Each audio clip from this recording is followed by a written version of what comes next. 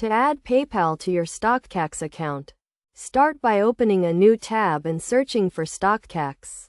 Click on the first option, stockx.com, to access the homepage. From there, click on the Login button and enter your email and password to gain access to your account. Once logged in, you'll see various sections, including the search bar, news, how to sell, favorites, notifications, and your profile. Click on your profile, then select the wallet option to view buying info. Under the wallet option, click on Edit to access payment methods, and choose PayPal as your preferred method.